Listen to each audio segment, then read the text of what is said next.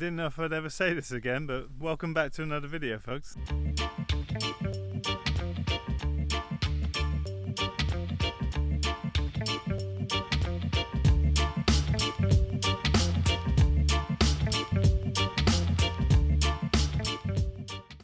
It's been a while, hasn't it? And a lot has happened. The farm has started up again after I've had a year's break, and a lot has changed here. But I've also just bought a fantastic new farm stroke restaurant stroke venue for events and things like that. And so I thought it's only fair, after hundreds of you have been emailing me throughout the year wishing that I do longer form videos again, to give you a little update on both the farm and the restaurant and the plans we got for all these things. I had been exploring the idea of moving towards Stockholm, where I first landed when I came to Sweden 10 years ago, in search of a new property and a new adventure, having got a bit tired of some of the things that I've been doing year after year here. And so I was exploring looking at property over there, but property is extremely overpriced near Stockholm, to the order of 10 times what it would be here. And I've already paid the mortgage off on this farm as per the business plan I set out with.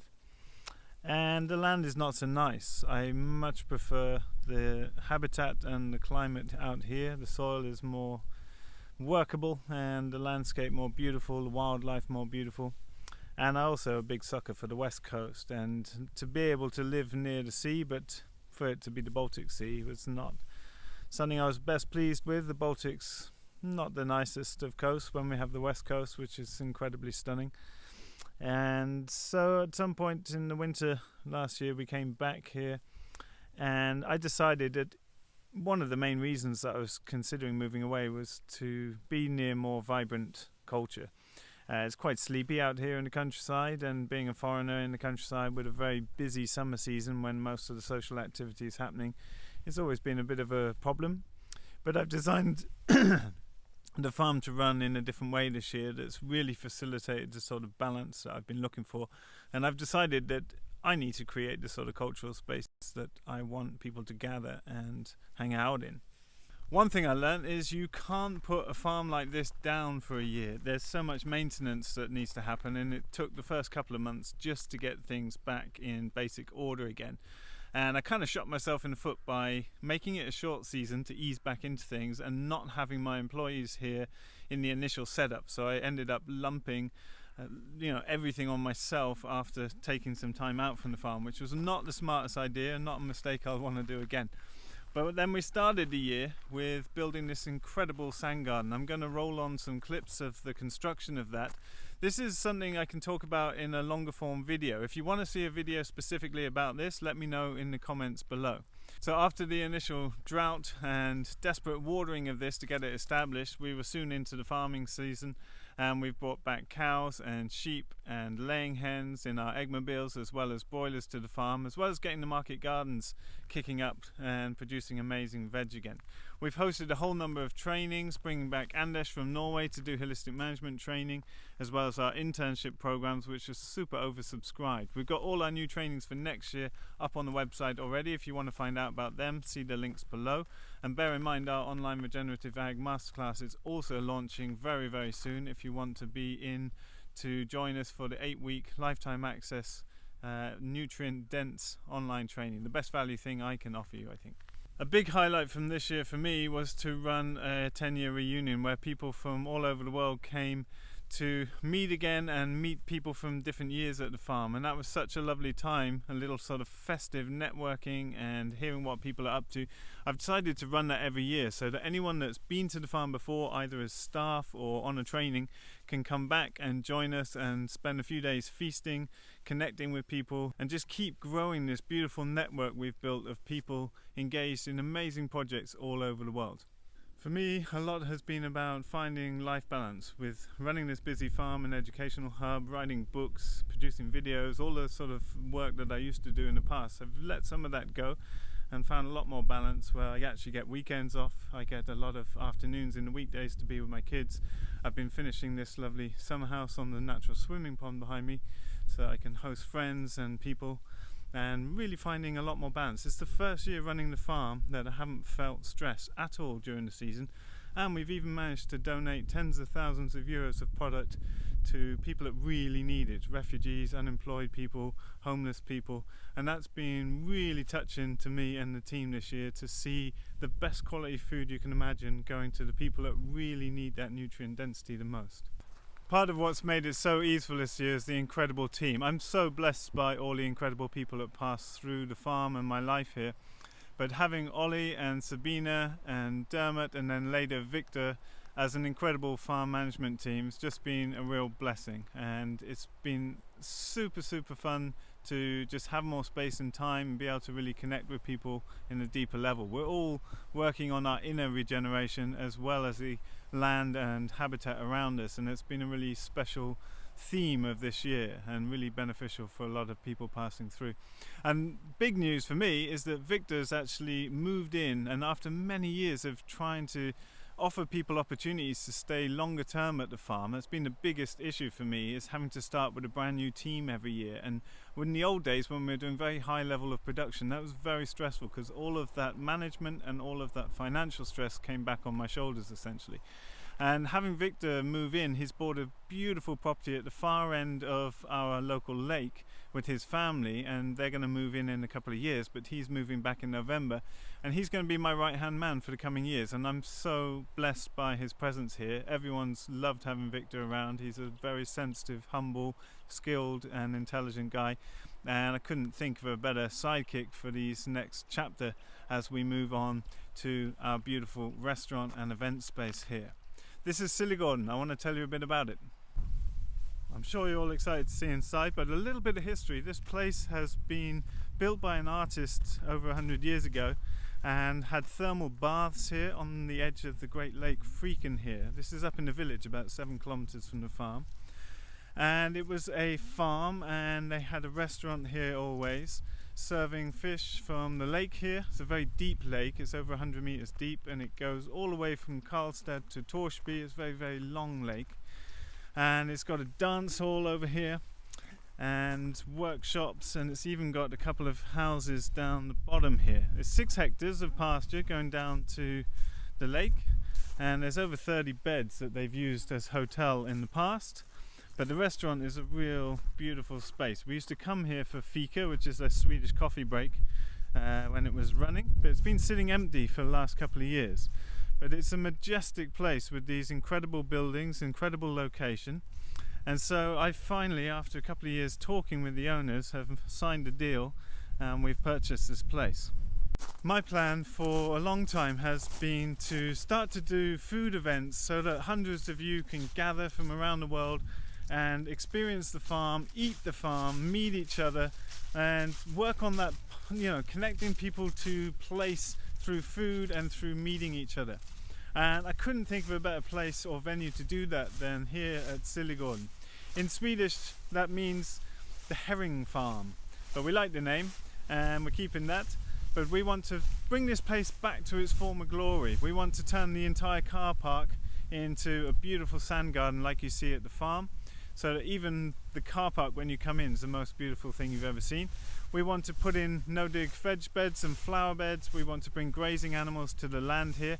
I've overlaid some drone shots so you get a sense of the beautiful landscape sloping down to the banks of Freakin there. But it's really the buildings here that are still painted by the original artist over 100 years ago that make this feeling and the sort of vibe of this place so alive. I'm going to take you inside, have a look. So as you come in, there's a really nice big kitchen. It's a bit outdated, and we're going to modernize this, which is obviously going to cost quite a bit investments, but this is the main indoor dining hall, and you can see it's all beautifully painted 100 years ago. Even the chairs were built by the artist's, I think, brother, and painted by another of the artists.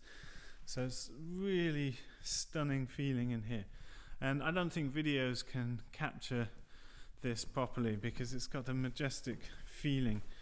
And it's actually on 3 stories. I'll just show you into the veranda here. So we're looking out at the gardens towards the lake, and you have this beautiful terrace that gets the morning sun, but it's actually on both stories. We're going to be putting in, and there is already ornamental gardens out here, but we can make those a lot more beautiful. If I spin you around, let's go up the stairs, and you can see